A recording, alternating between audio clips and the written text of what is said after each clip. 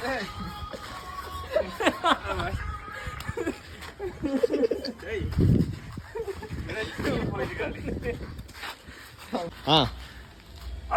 கீழே அப்படி இப்படி பண்ணு. மறைக்காத. இது ஒண்ணு எடுத்துக்கணும். ஆடு ஆடு. நீ சும்மா கையை அப்படி இப்படி ஆடு. பிரவீன் நீ அப்படி பண்ணு. ஏய்.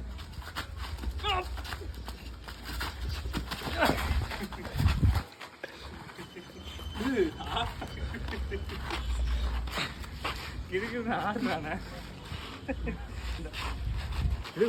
எலும்பு முறிஞ்சு மூலக்குள்ள வெயிட்டா இருக்கா ஆளு. எனக்கு எது ஃபால்ட்டா இருக்கும் போல. இப்படி நீயும் ஒரு மாதிரி கூட கொஞ்சம் பேருந்தேன்னு வச்சுக்கேன் முறிஞ்சிருக்கும் எலும்பு. ஒரு மாதிரி விண்ணு விண்ணுன்னு பிடிக்க அப்படியே. சத்தியமா பதறாத சரியா?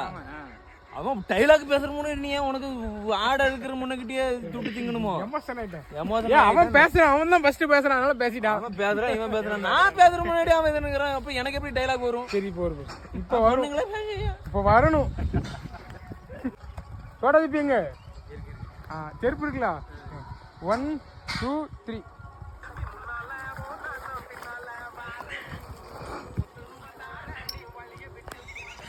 வர மாட்டோம். 2 3 நால போன ஓகே. இது வந்து இப்படி நிக்கணும். நீ எங்க வரும்? அவன் வந்து மறைக்க நில்லுல. அவன் வந்து மறைக்கிந்தா இப்படி என்ன நீ நில்லு, திரும்பி பார்க்காத. உன்னை வச்சு போக்கஸ் பண்றதா வந்துருவானா? வந்தோன்னே 10 ரூபா தாரேன், நீ வெளியே விட்டு போய். இதே இதுல நான் கவர் பேசிருப்பேன். பின்னாடி நிப்பான். இதுல வந்து தெரியுது இல்ல வந்து பேசுறது. ஏன் வாழ்க்கையில ஒருத்தன் முன்னேறணும் எப்படிதான் முன்னேறணும் இன்னும் வரை எனக்கு புரியல. ஒருத்தன் ஏதாட்டும் முன்னேறிட்டு நட்டாம நிக்கான்னு அர்த்தம். அதே அவன் கீழே தொங்கிட்டானா ஏன் தொங்கிட்டான்னு அர்த்தம். அப்ப நாங்க எப்படிதான் வாழ்றது? உங்களை பொறுத்த வரைக்கும் நாங்க சீரழிஞ்சு சின்ன போடணுமா? அதாவது ராஜ் ஃபேமிலிஸே, நான் வந்து உங்களை எப்பவும் நான் குறைய சொல்ல மாட்டேன். ஏன்னா நீங்க நம்ம சொந்தம். ஒரு சில பேருங்க அப்படியே எப்படா அவனை திரட்டி அப்படியே கிளப்பி மேக்காம வடக்காம அனுப்பி விடலாம்னு நினைக்கிறாங்க. அது வந்து முடியாது நீங்க இருக்கிற வரைக்கும். ஆனா ஒண்ணு மட்டும் சொல்லிட்டேன், அவங்களோட செருப்பால் அடிக்கிறப்ப நான் வாழ்ந்து காமிக்கிறோம்னா இல்லையான்னு மட்டும் பாருங்க.